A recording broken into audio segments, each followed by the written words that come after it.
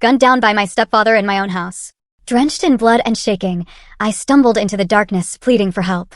I signed through the agony to a deaf stranger, and the man who rescued me was a 3-star general. Have you ever looked into the eyes of someone you called family and seen pure, unadulterated evil staring back? For me, that nightmare became brutally real one sweltering July night in Charleston. I was 19, a proud private in the United States Army, home on leave, wearing my uniform like a shield. But that night, hell decided to claim me back. My stepfather, Thomas, reeking of cheap bourbon, pressed the cold steel of a revolver against my chest and growled, "You think that cheap soldier suit makes you better than me? Your paycheck is my paycheck." Shift to disbelief, then deep hurt and resignation. My mother stood huddled in the kitchen corner, trembling, barely audible. "Louise, just give it to him, honey. Don't make him mad." I stood tall. My back was straight from months of training, and I looked that monster in the eye. "That money is mine," I told him, my voice shaking but firm. "It's for my service. For my future." That word, future, snapped something inside him. His face twisted into a mask of pure fury. "You ungrateful little brat," he hissed, his grip tightening on the gun. "You think you can defy me in my own house?" Sudden, sharp, shocking sound effects implied, followed by immediate pain. A deafening explosion ripped through the air. Pain, a searing white-hot poker, tore through the flesh near my collarbone. Through the haze of gun smoke, I saw Thomas smirk. He didn't know. Pain is just weakness leaving the body. And I had managed to do one thing. For a single, suspended moment, everything stopped. The drone of the cicadas, the hum of the refrigerator, the frantic beating of my own heart, all silenced by the sheer, brutal violence of that sound. Then the world came rushing back in a tidal wave of agony. It wasn't a dull ache. It was a blinding electric fire that shot from my shoulder, down my arm, and up into my neck. My legs gave out. I staggered backward, my head connecting with the unforgiving linoleum floor with a dull thud that rattled my teeth. The kitchen smelled of cordite and spilled bourbon. Voice full of disbelief, growing into utter devastation. Lying there, the sticky, sweet puddle from the bottle Thomas had knocked over earlier was cold against my cheek. My vision swam, but through the thin, acrid smoke hanging in the air I saw him. Thomas. He wasn't panicked. He wasn't remorseful. He was just satisfied. The smirk I'd seen a moment before was still plastered on his face. It wasn't the grin of a victor, but the cruel, detached amusement of someone watching an insect struggle in a spider's web. He was savoring my pain, luxuriating in the absolute power he held in that moment. And that's when my mother, Linda, finally screamed. But the sound that tore from her throat wasn't for me. It was a shriek of horrified disbelief, aimed squarely at him. "My God, Thomas," she cried, her hands flying to her mouth. "You shot a hole in the wall." The wall? Not her daughter, bleeding on the kitchen floor. The freshly painted drywall behind me. Voice chilling with cold, deep betrayal. In that instant, the physical pain in my shoulder was eclipsed by something far worse. An icy, profound numbness settled deep in my soul. The betrayal was so complete, so absolute, it felt like a second wound, deeper and more lethal than the first. My mother's first thought was for her property. My existence, my life, was secondary to a piece of plasterboard. And as if to hammer the point home, Thomas let out a disgusted sigh. He lowered the gun, not with the shock of a man who just made a terrible mistake, but with the annoyance of someone whose evening had been inconvenienced. He glanced down at me, his eyes cold and dismissive, and muttered just loud enough for me to hear over the ringing in my ears. "See? You always gotta make things difficult." Shift to a moment of quiet, terrifying resolve. That was it. That was the moment everything changed. The shock receded, and the hot, searing pain in my body was replaced by an icy rage that clarified my mind with chilling precision. A single thought cut through the chaos. I'm not going to die here. The bullet had torn through flesh, but it hadn't hit anything vital. I wasn't dying on the sticky, bourbon-soaked floor. And if I wasn't going to die, I had to fight. My perspective shifted. Lying on my side, my eyes were level with the overturned kitchen table. Shards of glass from the shattered bourbon bottle glinted under the dim light. And there, next to the wreckage, was his phone. Its screen was still lit up. The phone. The one he carried everywhere, a black rectangular tumor attached to his hip. The one he guarded with a complex password and a paranoid fury if anyone even glanced at it. Voice now with dawning realization, a sudden clarity. Suddenly, years of buried observations flooded my mind. The hushed late-night phone calls, the way he would abruptly end a conversation if I walked into the room. The sudden influxes of cash after a series of angry, whispered arguments into that very device. It wasn't just a phone. It was his weakness. It was his entire shadow life condensed into a single, vulnerable object. Thomas was still basking in his moment of dominance, turning his irritation from me to my mother, berating her for her useless screaming. "Shut up, Linda. It's just a scratch, he barked. That was his mistake. He gave me an opening, a 1-second window. Everything I had learned at Fort Jackson, every grueling drill, every shouted lesson from my drill sergeants about seizing the initiative, it all coalesced into a single, instinctive command in my brain: act now. Voice becomes determined, focused, short sentences for quick action. Ignoring the fire in my shoulder, I coiled my body, pushing through the pain with a surge of pure, unadulterated will. I lunged. My fingers scraped across the gritty linoleum, sliding through the sticky bourbon and past sharp slivers of glass. I didn't feel them cut my skin. My entire being was focused on one target. My hand closed around the phone. The cool, smooth metal was a shockingly solid reality in my palm. I clenched my fist around it, my knuckles white. This wasn't just a phone anymore. It was the black box from his crashed life. It was evidence. It was my only weapon. Shoving it deep into the cargo pocket of my uniform pants, I used my good arm to push myself up. Adrenaline, cold and powerful, surged through me, silencing the pain, sharpening my senses. I didn't look back. I didn't hesitate. I scrambled to my feet and launched myself toward the back door. I could hear Thomas's roar of fury behind me, the sound of a man who just realized he'd been outmaneuvered. The phone. Get back here, you little. His voice was cut off by the sound of something heavy crashing to the floor. Maybe the table he'd flipped. Maybe a chair he'd thrown. His curses and threats chased me out into the thick, humid Charleston night. The screen door slammed shut behind me. A final, percussive punctuation mark. Voice now a desperate but resolved breathlessness. I was running now. Not just to save my life, but to protect the one thing that could give me justice. I was no longer a victim cowering on a kitchen floor. I was a soldier, and this was my first, most important mission. The humid Charleston air was thick and heavy in my lungs. Each breath a struggle as I ran. The adrenaline that had propelled me out of that house was starting to fade, replaced by a throbbing, insistent pain in my shoulder. Every footfall on the pavement sent a jarring shockwave through my body. But more powerful than the pain was the cold, hard weight of the phone in my pocket. It felt less like a device and more like a captured ghost, a vessel holding all the unspoken poison that had filled our home for the last 11 years. Shift to a flashback, voice tinged with past pain and observation. Thomas had walked into our lives when I was 8 years old. He arrived with two things: a practiced, too-wide smile that never reached his eyes, and an old flip phone that seemed permanently attached to his ear. In the beginning, the smile was for my mother, a cheap imitation of charm. For me, it was mostly indifference. But over time, the smile vanished completely and only the phone remained. It was his private world, a portal to a place of secrets, simmering rage, and murky deals I never understood. I learned the rules of that world quickly. When Thomas was on the phone, you did not exist. You became invisible. Silent. You learned to walk on eggshells, to hold your breath, to pray you didn't do anything to draw his attention from the tiny screen and the disembodied voice on the other end. I learned this the hard way when I was 9. I was carrying a glass of milk to the dinner table, my favorite bright yellow t-shirt with a cartoon sunflower on it, making me feel cheerful.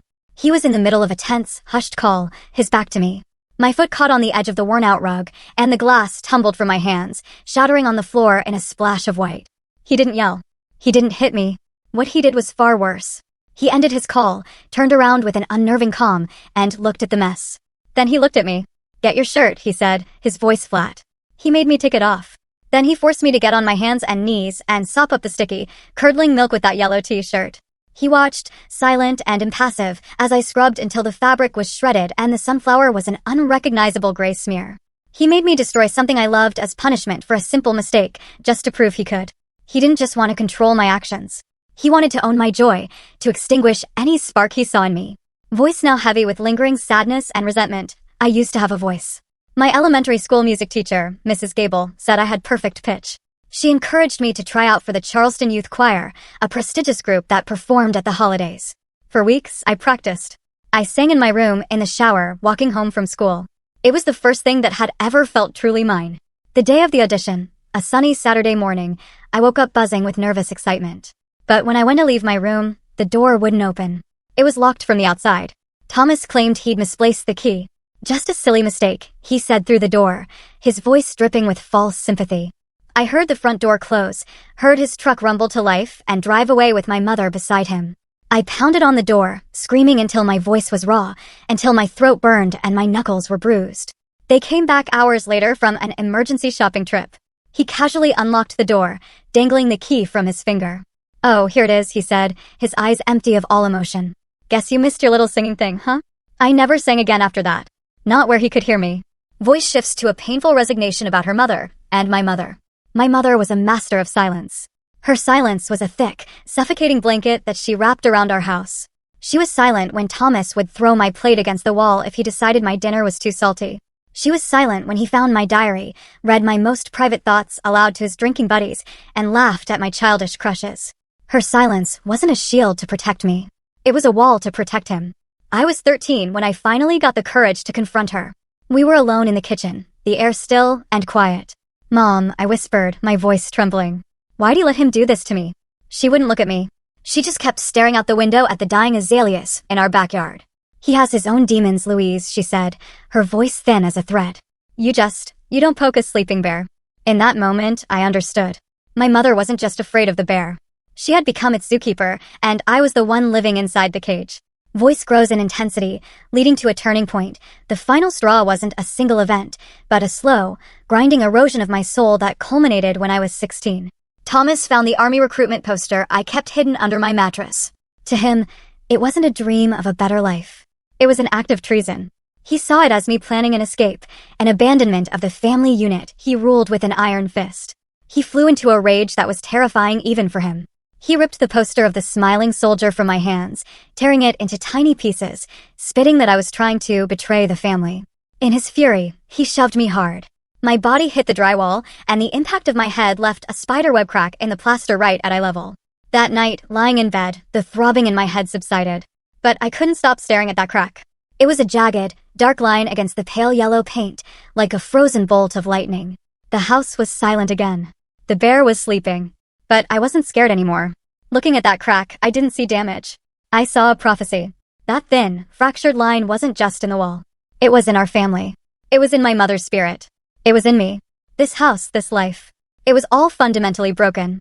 A moment of pause, then quiet resolve. I knew then, with a certainty that settled deep in my bones, that I had to get out. Not just run, but escape. The crack on the wall wasn't an ending. It was a map. It was pointing me toward the only way out I had left. Voice shifts to reflect the harsh reality of training, then growing self-awareness. That map, the crack in my bedroom wall, led me straight into the furnace, Fort Jackson, South Carolina. In the dead of summer, it was less a military base and more a giant, sand-filled oven designed to melt you down to your weakest components and see what was left. The person who arrived was a ghost, a girl who had spent her life perfecting the art of being invisible. The first few weeks were a blur of pre-dawn wake-ups, endless push-ups, and the suffocating humidity and ruck marches under a sun that felt like a physical weight on my shoulders. I did what I was told. I followed orders with the same numb, mechanical obedience I had used to survive Thomas's tyranny.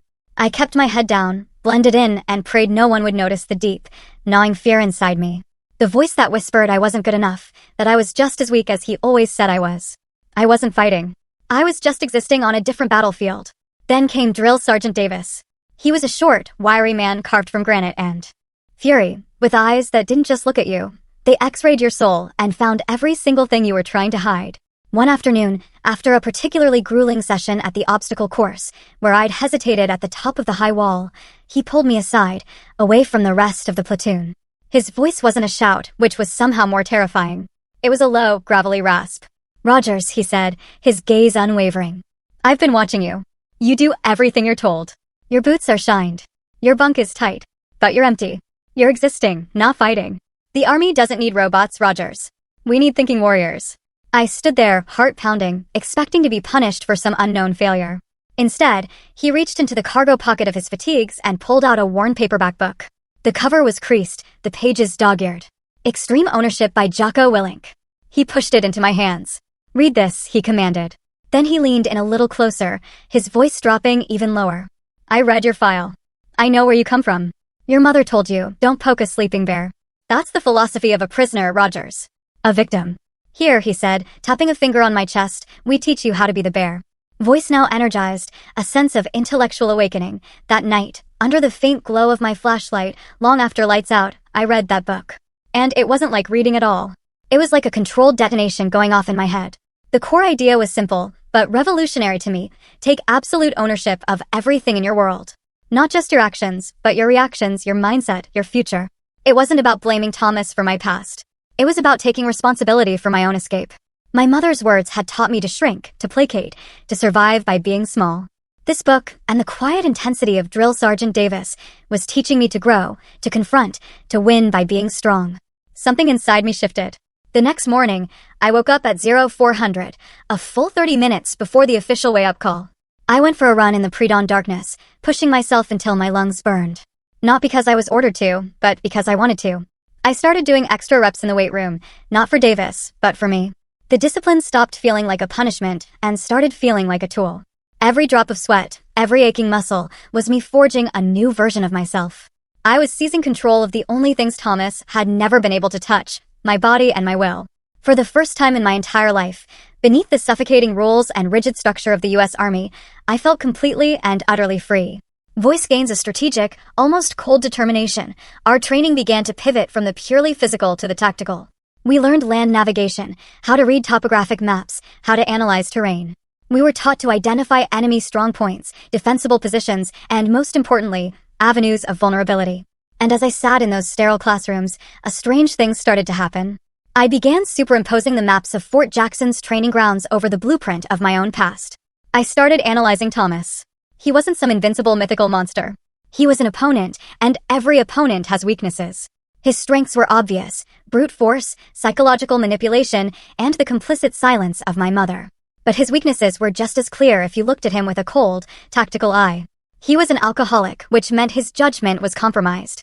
He was in debt, which meant he was desperate and predictable. His greatest weakness of all was his own towering arrogance, the belief that he was smarter and stronger than everyone else, especially me. And at the center of that web of weakness was his phone. That mysterious, heavily guarded piece of technology. It was his command and control center. It was his supply line. It was, I realized, with a sudden, chilling clarity, the single most valuable target. To defeat a bully, you don't meet them head-on with force. You study them. You use their own weight against them. You don't attack the bear. You attack his den while he's sleeping.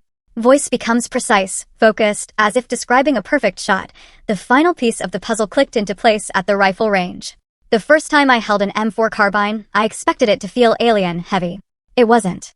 It felt balanced, a solid piece of steel and polymer that responded to my every input. All those years of holding my breath, of making myself perfectly still to avoid Thomas's attention, had given me an unintentional gift: complete control over the stillness of my own body. When I looked through the sight, the entire chaotic world of the firing range, the echoing cracks of other rifles, the shouting instructors, the smell of gunpowder, it all just disappeared. There was only me, my breathing, and the black silhouette of the target 25 yards away. Breathe in. Let half out. Squeeze. The rifle kicked back into my shoulder. A solid, reassuring punch. A small hole appeared in the center mass of the target. I did it again and again. Each shot that landed true was more than just a successful mark. It was a declaration: I am in control. It was a tangible impact on the world: I am not invisible. It was the sound of my own power: I am not weak. I graduated basic training with a marksman badge pinned to my chest. A small silver medal that meant more to me than any trophy. But what I truly earned in that furnace was something far more valuable. It was the unshakable confidence that when the time came, my hands wouldn't tremble. And that when I took my shot, I wouldn't miss. I had been broken down. I had been rebuilt. I had been trained. I had learned how to be the bear. But as I packed my duffel bag for my first leave back home, a cold question slithered into my mind. Was I strong enough to face the other bear in his own den? Back to the present, voice filled with exhaustion and vulnerability, I ran until my lungs were screaming, 2 ragged bags of fire inside my chest. The manic energy of the escape had burned away, leaving behind a deep, bone-weary exhaustion and a pain in my shoulder that had sharpened from a hot poker to 1,000 tiny shards of glass with every step. I couldn't go to the nearest hospital. That would be the first place Thomas would look. Instead, my feet, acting on some deep, forgotten instinct, carried me toward the water, toward the wide-open expanse of the Ashley River waterfront park. I remembered coming here as a little girl with my grandmother, years before Thomas, to watch the sailboats and feel the sea breeze. It was supposed to be a place of peace. Tonight, it was just a sanctuary of shadows. I collapsed onto a cold wrought iron bench under the sprawling arms of an ancient live oak, its branches draped in ghostly Spanish moss. The world spun. My uniform t-shirt was soaked through, the dark, sticky patch on my shoulder growing colder as the night air hit it. A wave of dizziness washed over me, followed by a profound, crushing loneliness.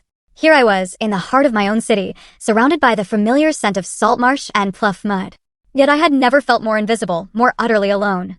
The training, the strength, the bear I was supposed to be, it all felt like a lie. I was just a scared, 19-year-old girl, bleeding. On a park bench in the dark. Voice shifts to curiosity, then guarded hope. That's when I saw him. He was further down the path, an older man with a full head of thick white hair, standing by the railing and looking out at the dark, churning water. He was wearing a neatly pressed button-down shirt and khaki pants, an outfit too tidy for a late-night wander. My training kicked in automatically. Assess the situation, identify potential threats. I scanned him from head to toe. His posture was straight, military straight, but there was a weariness in the way he stood, a stillness that spoke not of peace, but of a heavy burden. He didn't look like a threat. He looked sad. There was a quiet solitude about him that mirrored my own. And for a moment, I felt a strange, fleeting kinship with this complete stranger. He seemed lost in his own world, completely unaware of my presence.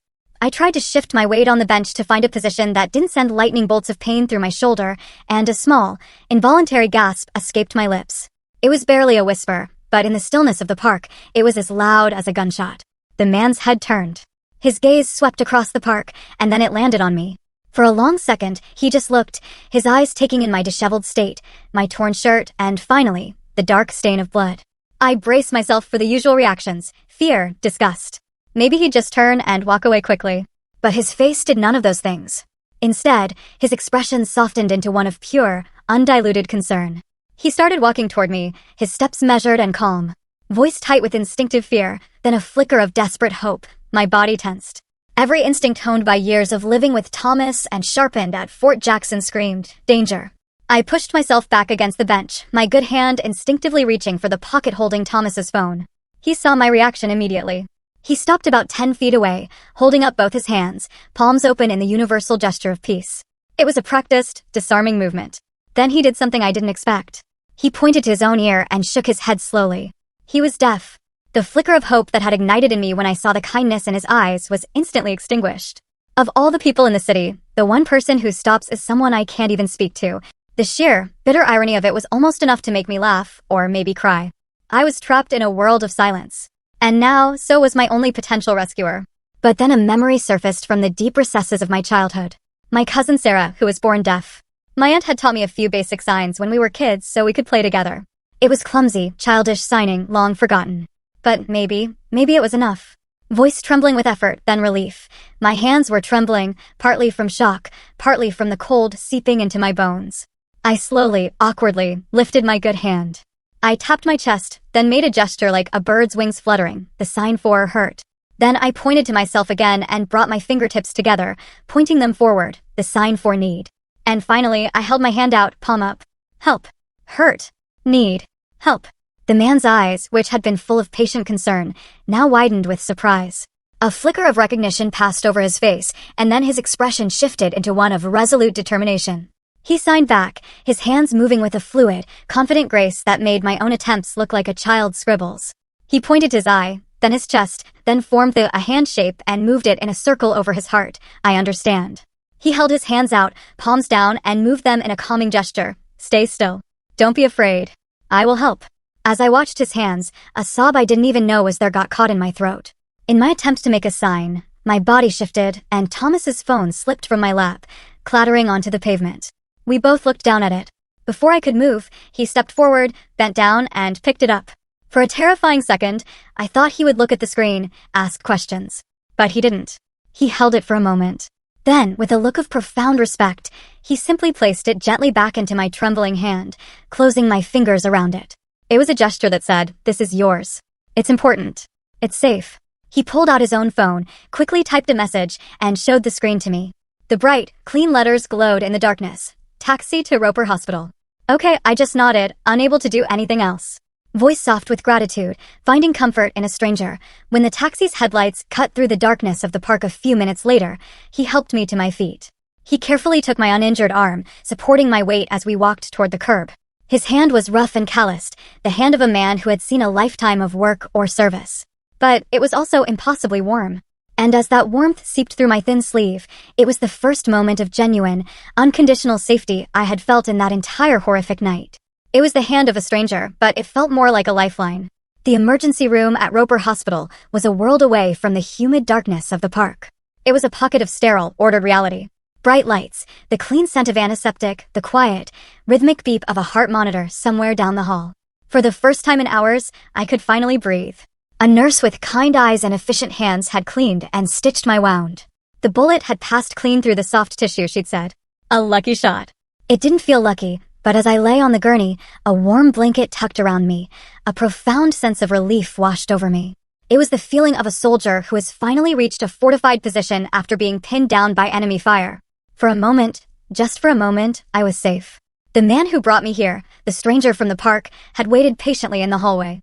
When the hospital staff asked for information, he simply presented his ID and an insurance card, handling everything with a quiet authority that commanded respect.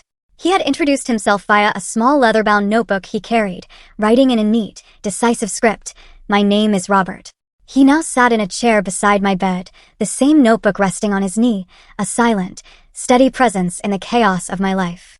The physical pain in my shoulder had dulled to a persistent throb, but it was the silence, the sheer absence of threat, that felt the most healing.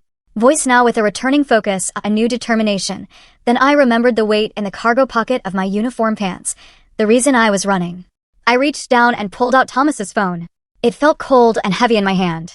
A digital tomb holding a decade of secrets. I held it up for Robert to see. He simply nodded, his expression unreadable but patient. He was a guardian, not an interrogator. The lock screen stared back at me, demanding a password. My heart began to hammer against my ribs. I thought back, sifting through years of unwilling observation, searching for a moment of carelessness on his part. And then a memory surfaced. Thomas, drunk on cheap whiskey, fumbling with his phone one night, bragging to a friend about something he never forgot, his firstborn son, a boy from a marriage long before my mother, who had died of leukemia at the age of 6. My fingers trembled as I typed in the 6 digits. 081492. The phone didn't buzz. It didn't make a sound. It simply unlocked with a soft, satisfying click. And, just like that, I had opened the devil's black box. Voice darkens, filled with revulsion and growing anger. What I found inside was worse than anything I could have imagined. At first, it was what I expected. A long list of text messages with bookies, their language a mix of friendly threats and desperate promises. Messages to loan sharks with ever-increasing interest rates. It was a map of his financial ruin. But as I scrolled deeper, the sickness began to seep through. I found a text exchange with one of his drinking buddies from a few weeks ago. The friend had asked, "Did you sort out that stubborn stepdaughter yet?" My blood ran cold. I watched the 3 little dots appear as Thomas's reply loaded. Almost. It's going to have to pay for its own existence soon enough. It. He had called me it. Not a person, not even a problem, but an object. An expense to be dealt with. A wave of nausea washed over me. I forced myself to keep looking. There was a hidden folder in his photo gallery, tucked away and password protected with the same code. I opened it. My breath hitched in my throat. Dozens of pictures. Photographs of my grandparents' will, zoomed in on the sections detailing what they had left for me. Pictures of financial statements I'd accidentally left on the kitchen counter. And then, pictures of me, sleeping, unaware, vulnerable. He had been documenting my life, not as a father, but as a spy, collecting intelligence on an enemy target. The worst, however, was the videos. This wasn't just a collection of files. It was a predator's trophy case. He had secretly recorded his arguments with my mother, positioning the phone to capture her crying, her pleading. He had recorded himself in a drunken rage, smashing plates against the wall, his voice a guttural roar. He had recorded the aftermath, panning the camera slowly across the wreckage with a kind of sick pride. He hadn't recorded this evidence against himself to hide it. He recorded it to relive it, to savor it. This wasn't the work of a man with a bad temper. This was the calculated cruelty of a monster who enjoyed his own monstrosity. Voice shifts to frantic disbelief and rising panic. Just as I was about to show Robert, his own phone vibrated on the small table next to me. He picked it up, his brow furrowed as he read the screen. He looked at me, then back at the phone, his expression suddenly hardening. He tilted the screen so I could see it. It was a message from a friend containing a link to a local Charleston news blog. And above the link, a headline that made the air leave my lungs. Local Army private on leave attacked stepfather in dispute over money. My world tilted on its axis. He had done it. The monster had already started the war. Thomas had called the police and fed them a perfectly crafted story. A story where I was the aggressor. A story where my military training, my greatest source of pride, was twisted into a weapon. The article mentioned I was being investigated for assault, quoting an anonymous source who suggested I was suffering from combat-related PTSD. It was a lie so venomous, so brilliant in its cruelty, that it almost paralyzed me. He was trying to destroy my career, my honor, my very identity, before I could even fight back. The article ended by stating that my mother, Linda Rogers, had given a distraught, unclear statement, neither confirming nor denying the events. He had neutralized her with fear. The battle was no longer in that kitchen. It was everywhere. And Thomas was already winning. Voice now desperate, then a sudden shift to powerful, shared resolve. I looked at Robert, my eyes wide with panic. He saw the terror on my face. He saw the monster's checkmate before it had even happened. His calm demeanor vanished, replaced by a cold, focused fury that was more intense than any of Thomas's drunken rages. He took his notebook, flipped to a clean page, and wrote 3 words in his clean, decisive script. He underlined them twice. Then he pushed the notebook toward me. Now we fight. The 3 words on the page seemed to burn with a white-hot intensity, a declaration so powerful it silenced the frantic drumbeat of panic in my head. Now we fight. I looked up from the notebook into Robert's eyes. The quiet, gentle concern I had seen in the park was gone. In its place was something ancient and formidable. A cold, hard fire forged in crucibles I could only imagine. It was the look of a commander assessing a battlefield, calculating the odds, and preparing to unleash overwhelming force. The fear that had been coiling in my stomach for the past hour didn't vanish. But for the first time, it was joined by something else, a flicker of hope, a sense that I was no longer a lone soldier caught behind enemy lines. Voice gains confidence, yet still with vulnerability. Robert looked at me, a long, steady gaze that seemed to see right through the terrified 19-year-old to the soldier underneath. He took his notebook back and wrote again, his script still perfectly neat. Despite the urgency of the situation, the evidence on that phone is our ammunition, but his lies are the terrain. He's trying to poison the well, to discredit you with your own uniform before you can even speak. He paused, his pen hovering over the page. They will use the army against you if we let them. My eyes welled up with tears. I thought of my drill sergeants, of the uniform I had worked so hard to earn, the pride I felt wearing it. The thought of it being used as a weapon to destroy me was a betrayal almost as deep as Thomas's.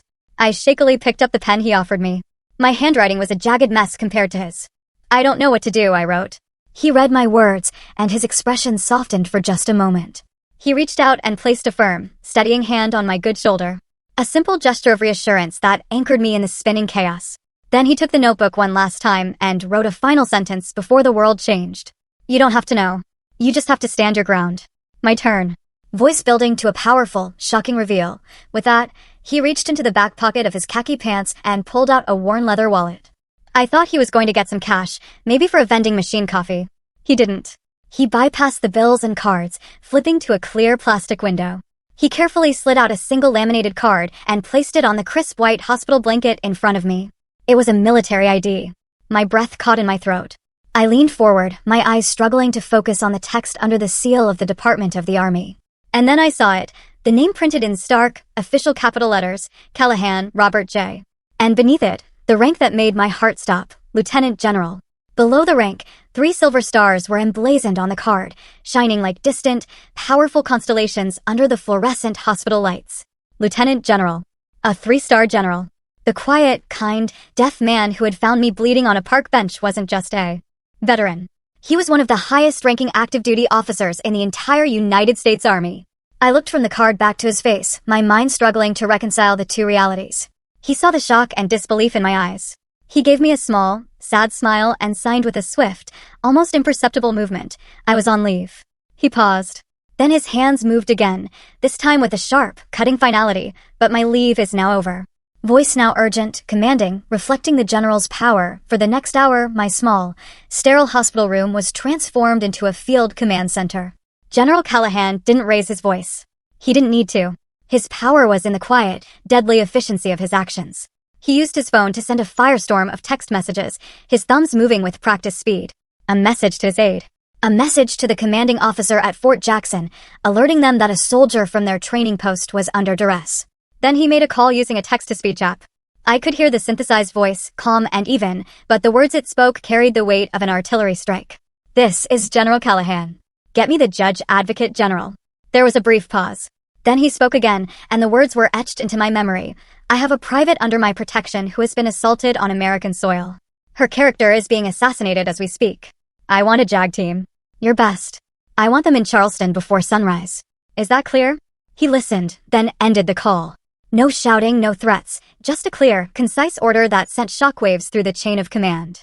The massive bureaucratic machine of the U.S. Army, a machine I knew to be slow and cumbersome, began to grind into motion with terrifying speed and precision. All for one private first class. All for me. Voice filled with a sense of profound safety and vindication. The next morning, I woke to the first real restful sleep I'd had in years. And the first thing I saw was the reason why. Standing silently outside my hospital room door were two figures. They were military police, dressed in their formal army service uniforms. Their presence a silent, unwavering declaration. They weren't there to investigate me. They were there to guard me. They were a human shield, a physical representation of the general's promise. And then I saw him. Thomas appeared at the far end of the hallway. He was holding a cheap bouquet of gas station carnations, a greasy, practiced look of concern on his face. He was here to play the part of the worried stepfather for the nurses and staff. He started walking toward my room, but he froze when he saw the two MPs. His smug confidence evaporated, replaced by a flicker of confusion, then alarm. He tried to push past them, his voice using false concern. "I'm here to see my daughter, Louise."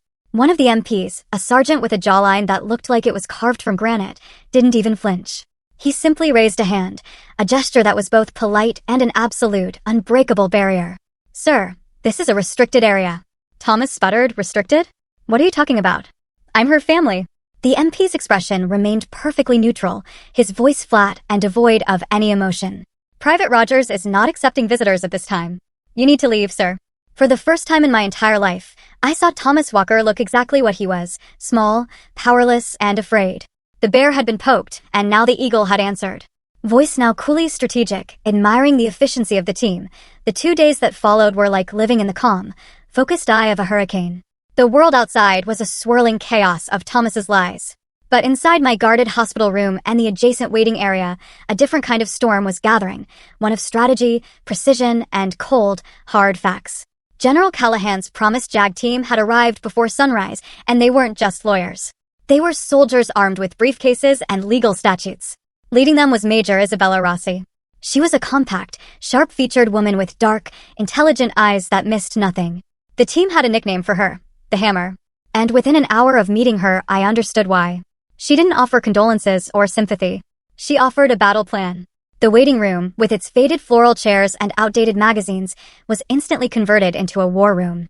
Laptops hummed, documents were printed, and Thomas's entire pathetic life, as documented on his own phone, was methodically dismantled and laid bare on a conference table they'd had brought in. It was mesmerizing to watch. They moved with a quiet, relentless efficiency that was both terrifying and deeply comforting. They weren't just looking at the videos and texts. They were cross-referencing them. They pulled Thomas's financial records, matching his desperate texts to bookies with actual cash withdrawals. They uncovered old public disturbance reports the Charleston PD had dismissed years ago, filed by neighbors tired of his drunken yelling. They were building a fortress of evidence around me, brick by irrefutable brick. My testimony was important, Major Rossi explained. But it wouldn't be the foundation of our case. The foundation would be Thomas's own words, his own actions, his own recorded monstrosity. Voice returns to anger and frustration, then fear for her mother. While we built our case in the quiet, sterile environment of the hospital, Thomas was fighting his war in the mud. Blocked from seeing me, he had pivoted to the court of public opinion. We found the interview he'd given to some local Charleston blogger with a small but loyal following. I watched the video on one of the team's laptops, my stomach churning. There he was, face puffy and red, trying to squeeze out crocodile tears. He spoke of his troubled stepdaughter, painting a picture of a sweet girl who had been changed by the military, made aggressive and paranoid. He held up old family photos from years ago, forced smiles at a forgotten Christmas, a tense barbecue, presenting them as proof of the devoted stepfather he was. His story was a masterclass in manipulation. It preyed on civilian stereotypes of veterans, twisting my service into a symptom of instability, and it worked. The comment section under the blog post was a sewer of vitriol. "Another broken soldier. She probably has PTSD and snapped. Thank God he's okay. That poor man." I felt a hot surge of rage and helplessness. He was assassinating my character with the very honor I'd fought so hard to build. He was trying to ensure that by the time I walked into a courtroom, the jury would already see me as the villain. But Thomas knew the public was only one front. The real battle depended on the weakest link in my chain of defense, my mother. While Major Rossi's team built their case, he began his campaign of psychological terror against her. I could only imagine it, but I knew his playbook by heart. He would have started with the sweet, manipulative voice, the one he used when he wanted something. I could almost hear him through the phone line, his words dripping with false sincerity. "Linda, baby, we're a family. We just have to get through this. You just need to tell them how confused the girl was, how she panicked." And when that didn't work, the threats would follow. I knew the words before they were even spoken. You know who pays the rent for this house, Linda? You know who keeps the lights on? You breathe one word against me, and you and your whole damn family will be out on the street. Don't you dare forget that. My mother retreated into the fortress she knew best, silence. She didn't answer my calls. She didn't answer the calls from Major Rossi's team. Her house, when a paralegal drove by, was dark. The curtains were drawn. She was a prisoner in her own home, caught in the crossfire between her daughter and her captor. Voice now hopeful, finding strength in an unexpected place, I confessed my fear to General Callahan, signing shakily that I was worried Thomas would break her. The general listened patiently, his gaze never leaving my hands. He didn't offer false promises. Instead, he made a strategic decision that showed more wisdom than any legal argument. He didn't send another lawyer. He didn't send the police. He made a call. And the next afternoon, an unexpected visitor knocked on my mother's door. It was a woman in her 50s with a kind face and a gentle demeanor, dressed in the uniform of a U.S. Army chaplain. She was also, as the general had informed me, a licensed therapist specializing in trauma. She didn't come with a briefcase full of documents. She came with a box of chamomile tea. She didn't ask my mother a single question about the case. She just sat with her in the dim light of the living room, brewed a pot of tea, and said, "Linda, my name is Chaplain Davis. I was asked to check in on you. I'm just here to listen." That small act of compassion was a weapon Thomas had no defense against. The chaplain sat with my mother for 2 hours. They talked about the weather, about gardening, about a hymn my mother used to love as a child. And only at the very end, as she was leaving, did the chaplain gently say, "The Bible teaches us about the power of truth and the importance of courage. But sometimes, Linda, courage isn't a roar. Sometimes it's just a quiet whisper of truth, no matter how small." The visit didn't cause a miracle. My mother didn't suddenly pick up the phone and agree to testify, but it planted a seed. It was a single ray of light that pierced through the suffocating darkness of her fear. For the first time, the wall of silence began to show the faintest of cracks.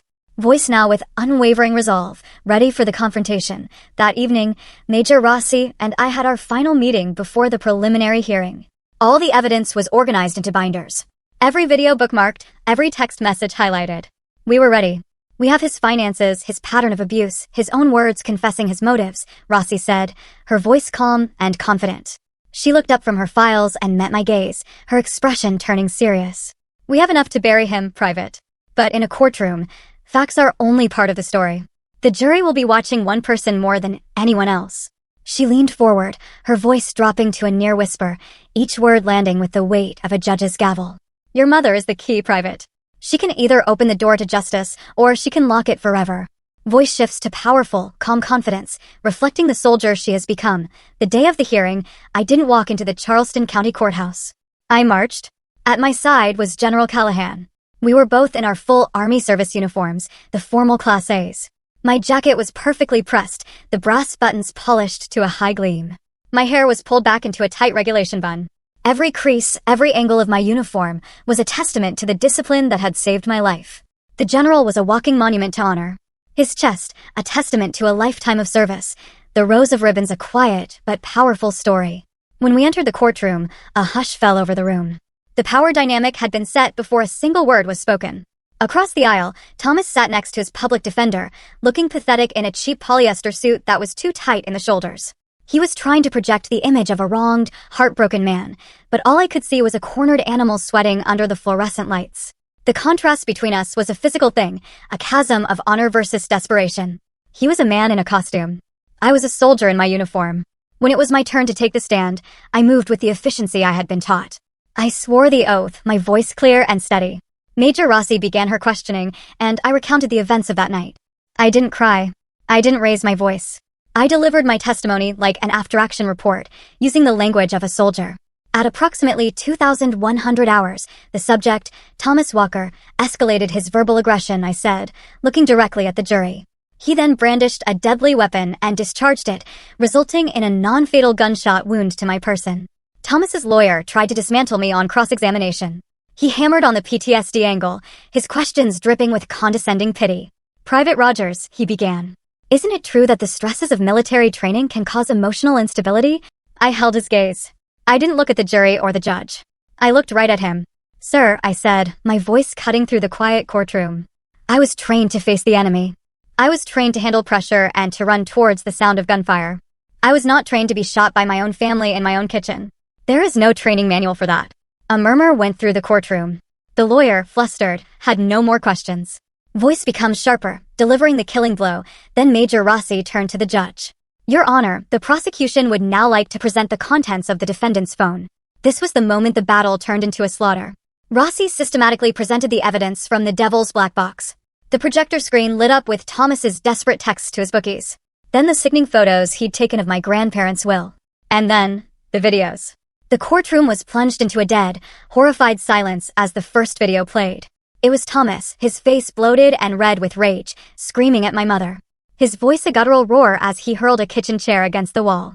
The sound of splintering wood and my mother's terrified sobs filled the room.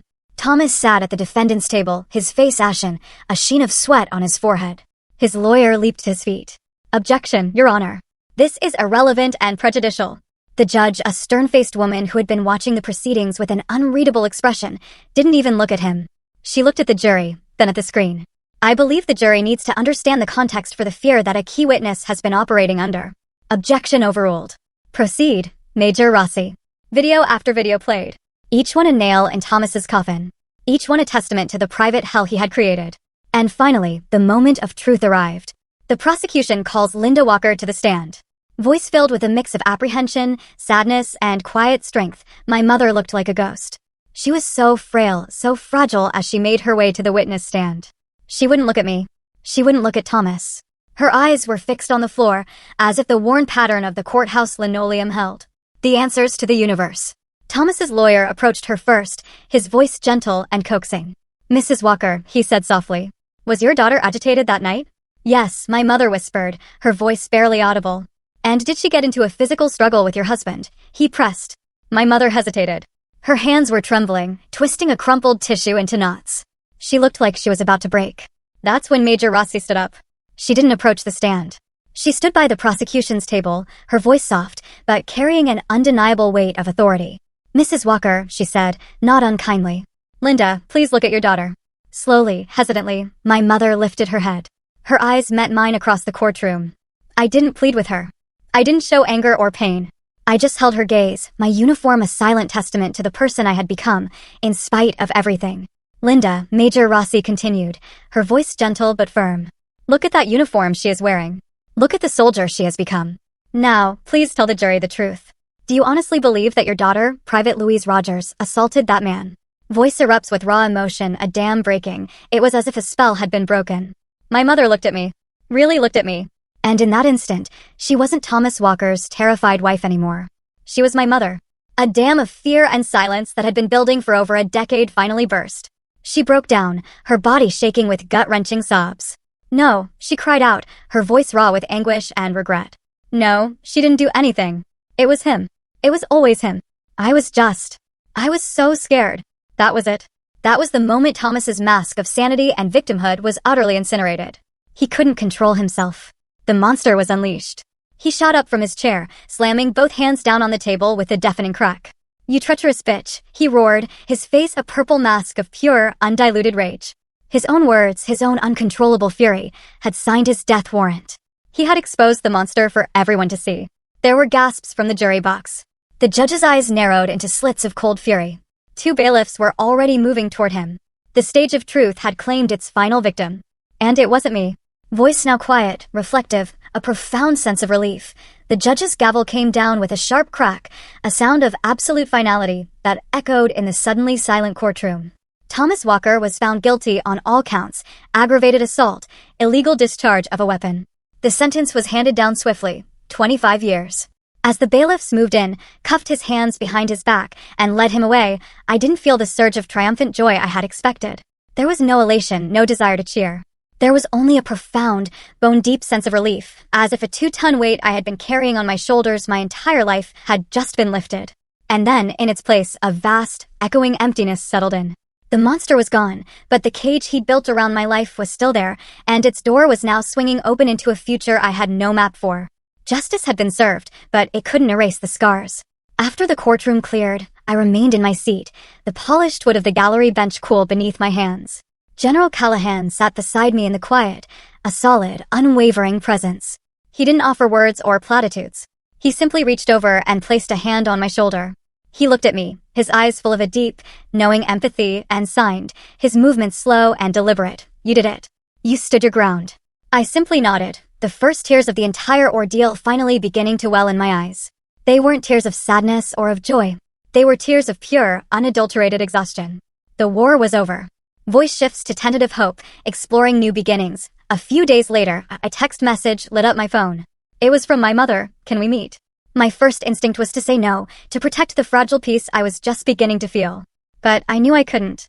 We agreed to meet at the old St. Michael's Church downtown, the one with the tall white steeple, the very church where I had once dreamed of singing in the choir before Thomas had locked me in my room. It felt fitting to meet at the scene of a murdered dream to discuss the possibility of a new beginning. She was sitting on the wide marble steps when I arrived, looking smaller and older than I had ever seen her. The years of fear had etched themselves into her face, leaving behind a roadmap of quiet suffering. She didn't offer an apology when I sat down beside her, leaving a careful space between us. There were no easy words for the chasm that separated us. "I've started going to a support group," she said, her voice a thin, fragile whisper. "At the community center. They told me that fear isn't an excuse, but that it's real. The fear is real." I didn't say anything. I just listened. There was no single sentence, no apology, that could undo a decade of silence. But her words weren't an excuse. They were a confession, an admission, and for the first time in a long, long time, it felt like a start. Voice now with growing wisdom, finding peace through forgiveness. In the weeks I spent in Charleston, waiting for my official orders to return to my unit at Fort Bragg, I found myself seeking out a different kind of structure. Chaplain Davis, the kind woman who had visited my mother, invited me to a small Bible study group she held on Wednesday nights. I was hesitant at first, unsure of what I was looking for, but I went. We sat around a simple wooden table, a small group of strangers, and we read. One night, the chaplain shared a verse from Ephesians. Her voice was gentle as she read, "Be kind and compassionate to one another, forgiving each other, just as in Christ God forgave you." The word forgiving snagged in my mind. How could I forgive? How could I forgive the man who had tried to kill me, the mother who had let him, the years that had been stolen from me? I voiced the question aloud, my voice barely a whisper. The chaplain looked at me, her eyes full of wisdom. "Louise," she said gently, "forgiveness doesn't mean you're erasing what he did. It doesn't mean you're saying it was okay. Forgiveness is about you. It's about refusing to let his sins continue to have power over your life. It's about taking the keys to your own prison back from your jailer." Her words settled deep in my soul. I realized she was right. Forgiving Thomas wasn't for him. It was for me. It was the final act of taking control. And more than that, I knew I had to learn how to forgive my mother. Not for her fear, but for my own peace. My last day in Charleston, I met my mother for coffee at a small cafe. A neutral space, far from the ghosts of our old house. She looked a little stronger. The haunted look in her eyes replaced by a quiet resolve. "I'm selling the house," she said, stirring her coffee without looking at it. "I can't live there anymore. Not with all the ghosts." She finally looked up at me.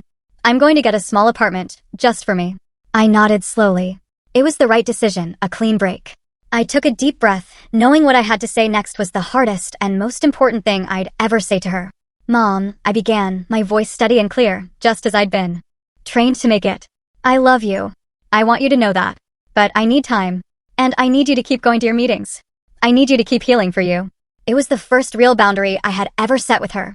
It wasn't a wall built of anger or resentment. It was a line drawn with love and, for the first time, with self-respect. She didn't argue. She didn't try to guilt me. She just nodded, a single tear tracing a path down her cheek. "I understand," she whispered. "You deserve your peace, Louise. You've earned it." Voice now strong, confident, full of purpose and future. As I prepared to drive back to Fort Bragg, back to my real home, I looked out at the Charleston skyline. The war was over, the verdict had been read, the sentence handed down. But I knew deep down that the real healing was just beginning. How do you build a new life from the ashes of the old one? I didn't have the answer yet, but for the first time, I felt strong enough to start asking the question. Driving back through the gates of Fort Bragg, I didn't feel like I was returning to a job. I felt like I was coming home. The neat rows of barracks, the sight of soldiers jogging in formation under the North Carolina pines, the familiar rhythm of life on a military base. It was the structure and stability I'd craved my entire life. When I walked back into my unit, I wasn't met with whispers or pity. I was met with firm handshakes and quiet nods of respect. They didn't see a victim or a troublemaker. They saw a soldier who had fought a battle on the home front and won. It was in their quiet acceptance that I finally understood a profound truth. Family isn't always about the blood you share. Sometimes it's about the people who stand with you in the trenches. Whether those trenches are in a foreign desert or in your own backyard. This was my brotherhood, my sisterhood. This was my family. General Callahan and I kept in touch. He became the mentor, the steady father figure I never had. We'd have video calls where he'd patiently watch me sign, offering advice and encouragement. During one of our calls, he urged me not to bury what had happened. "Rogers," he signed, his hands moving with their familiar grace. "Your pain, when shared, can become armor for someone else." His words resonated deep within me. He saw my story not as a source of shame, but as a potential source of strength. Voice now commanding, powerful, truly a leader, inspired by his words and by the glaring gaps in the system my case had exposed, the Army, with General Callahan's advocacy, initiated a new program. They called it the Sentinel Project, a task force dedicated to raising awareness and providing immediate support for service members who were victims of domestic abuse. It was a proactive measure, a way to stand guard over their own. And when they asked for volunteers to speak to new recruits, to share their experiences, I knew I had to do it. The girl who had been silenced for so long was finally being asked to speak. 6 months after the trial, I stood backstage in an auditorium at Fort Jackson, the very place where I had been broken down and rebuilt. I was no longer Private Rogers. I had been promoted. Now the sharp chevrons of a sergeant were stitched onto my sleeve. But as I listened to the low murmur of hundreds of new recruits filling the seats, my heart hammered against my ribs. The old fear, the ghost of the girl who wasn't good enough, whispered in my ear, "Who are you to teach them anything?" Then I remembered the faces of my fellow soldiers. I remembered the unwavering support of General Callahan. And I remembered the look in my mother's eyes when she finally chose truth over fear. I took a deep breath, straightened my uniform, and walked onto the stage. The bright lights were blinding for a moment. I stood at the podium, looking out at a sea of young, eager, and terrified faces. They were just like I had been, kids from all over America, running from something or running towards something, all hoping the Army would give them a purpose. And as I scanned the crowd, I saw it. In the eyes of a few, a silent pain that I recognized all too well, a haunted look that had nothing to do with the rigors of basic training. It was the look of someone who knew what it was like to be at war before they ever put on a uniform. In that moment, my fear vanished. I knew why I was there. Voice rings with authority, conviction, and emotional triumph. I didn't start with the violence. I didn't start with the tragedy. I started with strategy. "My name is Sergeant Louise Rogers," I began, my voice clear and strong, amplified by the microphone. "Today, I'm not here to talk to you about battlefield tactics. I'm here to talk to you about survival tactics. Because the most dangerous enemy you ever face might not be overseas. Sometimes the enemy is waiting for you right at home." I told them my story, not as a victim seeking pity, but as an NCO giving a tactical briefing. I spoke about the importance of identifying an adversary's weaknesses, how Thomas's arrogance and his reliance on that phone were his critical vulnerabilities. I talked about the necessity of gathering intelligence, explaining how the phone became my single most important piece of evidence. I stressed the courage it takes to find your allies, to trust someone outside the chain of command when the chain is broken, just as I had trusted a kind stranger on a park bench. I was reframing my trauma, turning it into a lesson plan for survival. I was teaching them how to be the bear. As I reached the end of my speech, I looked out over the crowd. The entire hall was silent, every eye locked on me. In the front row, General Callahan sat watching, a small, proud smile on his face. And a few seats down from him, I saw my mother. She had driven all the way from Charleston to be there. Her eyes were filled with tears. But this time, they weren't tears of fear or regret. They were tears of pride. I took a final breath and delivered my closing statement, my voice ringing with a conviction I had earned in fire. "My stepfather used to tell me that the Army couldn't make me better than him," I said, my voice resonating with strength. He was wrong. The Army didn't make me better than him. It made me myself. It taught me that silence only protects the abuser. Speaking up is what protects the soldier. Your story, every scar, every fear, every moment of survival, is your most powerful weapon. Never, ever let anyone take it from you. I finished, and for a heartbeat, there was silence. Then a single soldier in the back stood up and started to clap. Then another and another. Within seconds, the entire auditorium was on its feet. The sound of their applause. A thunderous roar that washed over me. A wave of validation and acceptance. It was a new dawn. One brighter than any Charleston sunrise. It was a dawn I had made for myself. Voice warm, sincere, inviting engagement. That's my story. And it's proof that even in the darkest moments, one person, one single act of kindness, can change the entire course of a battle. Thank you for listening, for being a witness to my fight. Have you ever had to find your inner strength when everything felt stacked against you? Tell me, what's one piece of advice you'd give someone trying to find their voice after being silenced? Let me know in the comments below. I'm here to listen.